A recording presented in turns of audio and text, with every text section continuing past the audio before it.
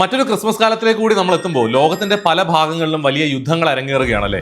രണ്ടാം ലോക മഹായുദ്ധ കാലത്ത് ജർമ്മൻ ബെൽജിയം അതിർത്തിയിലെ ഒരു ഗ്രാമത്തിലെ ഈ ഒരു സംഭവ കഥ വളരെ റെലവന്റ് ആകുന്നത് അതുകൊണ്ട് തന്നെയാണ്. 100 Days 100 Stories Day 13.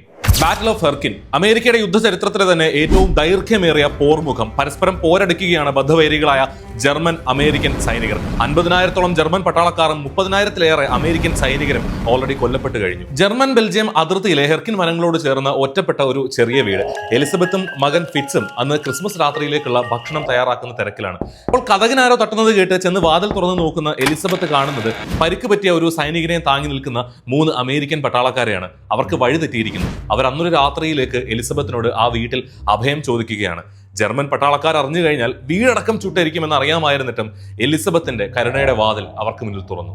പരിക്ക് പറ്റിയ പട്ടാളക്കാരനെ ശുശ്രൂഷിച്ചു കൊണ്ടിരിക്കുന്നതിനിടയിൽ വീണ്ടും കതകിന് മുട്ട് കേട്ട് ചെന്ന് വാതിൽ തുറന്നു നോക്കുന്ന എലിസബത്ത് കാണുന്നത് 3 ജർമ്മൻ പട്ടാളക്കാരെയാണ്. അവരും ഈ തണുത്ത് വിറച്ച രാത്രിയിൽ അഭയം ചോദിച്ച് അവിടേക്ക് എത്തിയതാണ്. തങ്ങളുടെ ശത്രുവിന്റെ സാന്നിധ്യം മനസ്സിലാക്കിയ ഇരു വിഭാഗക്കാരും തോക്കുകളെടുത്ത് ചാടി ഇറങ്ങി.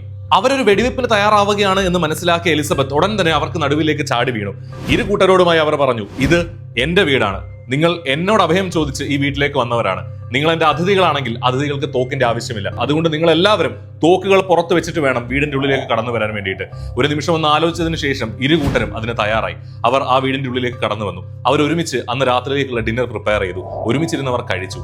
പരിക്ക് പറ്റിയ അമേരിക്കൻ സൈനികനെ ജർമ്മൻ പട്ടാളത്തിന്റെ കൂട്ടത്തിൽ ഒരു ഡോക്ടർ ചികിത്സിച്ചു. അത്രയും പട്ടാളക്കാർ അന്നൊരു രാത്രി ആ ഒരു ഇടുങ്ങിയ മുറിയിൽ ഒരുമിച്ച് കിടന്നുറങ്ങി. And the most beautiful moment, പിറ്റേന്ന് കാലത്ത് പിരിയാൻ നേരത്ത് അമേരിക്കൻ പട്ടാളക്കാർക്ക് അവരുടെ ട്രൂപ്പിലേക്കുള്ള വഴി തെറ്റിയേക്കാം, അത് അവരുടെ സുരക്ഷയെ ബാധിച്ചേക്കാം എന്ന് കരുതിയിട്ട് ഒരു ജർമ്മൻ പട്ടാളക്കാരൻ തന്റെ പക്കലുണ്ടായിരുന്ന മാപ്പും കോമ്പസും അവർക്ക് നൽകുന്നത് വരെ ആ ഒരു സൗഹൃദം വളർന്നു. അവർ ഇരു കൂട്ടരും മെറി ക്രിസ്മസ് പറഞ്ഞു പിരിഞ്ഞു. ഈ സംഭവം ഇന്ന് ഇത്രയും റെലവന്റ് ആവുന്നത് ലോക സമാധാന സംഘടനകൾ ഇത്രയും ശക്തി പ്രാപിച്ച ആന്റിവാർ പോപ്പുലിസ്റ്റ് കാഴ്ചപ്പാടുകളുടെ വക്താക്കളാണ് തങ്ങളെന്ന് മെജോറിറ്റി ഓഫ് രാജ്യങ്ങളും അവകാശപ്പെടുന്ന 2025 നമ്മൾ സ്റ്റെപ്പ് ഇൻ ചെയ്യാൻ നിൽക്കുമ്പോഴും ലോകത്തിന്റെ പല കോണിലും പല ജനതയും ഇന്നും യുദ്ധമുഖത്താണ് എന്നുള്ളത് കൊണ്ട് തന്നെയാണ്.